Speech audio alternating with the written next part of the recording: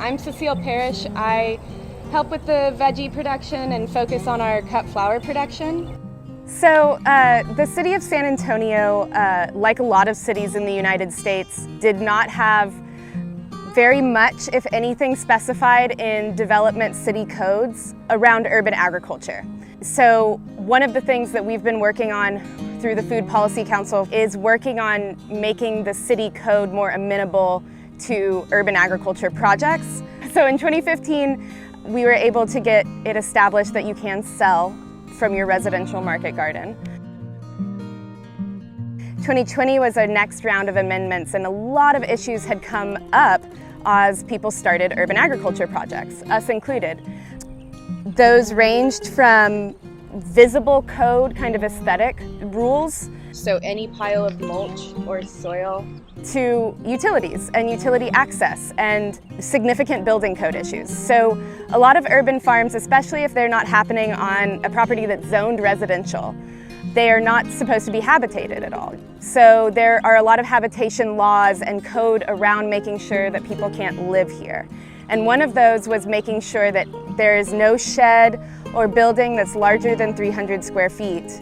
And we don't have any of the code for like having restrooms right now. And what was tricky with urban agriculture is, where do we draw the line of like a permanent building? So a permanent building can't be larger than 300 square feet.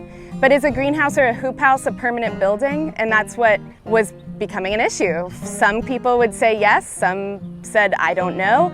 So we needed to create definitions for what urban agriculture is, what temporary growing structures are, all of that, and they had to be approved. So we have, in the city of San Antonio, hoop houses and greenhouses are not permanent structures. They can be any appropriate size for the space now, and they're not limited to 300 square feet. It's approved that we can have mulch piles and we can have piles of compost in our space as long as they are tidy-ish. And then the utility access is really extensive. So the process that the city requires for someone to install water onto a property that's not residential was really designed for developers. For example, to get a water meter installed that's connected to the city water, and we got two, was over $90,000. That's just the meter and engineered approvals and you being logged with the city. So we have created a route of exception, basically, and it's a way that urban agriculturists can apply for their project with the city and basically have a permit to not go through all of that engineering process and not be charged the impact fees. We're trying to make it easier and more accessible for people that want to start these kind of cool things, which there are lots of, to do that in the city of San Antonio.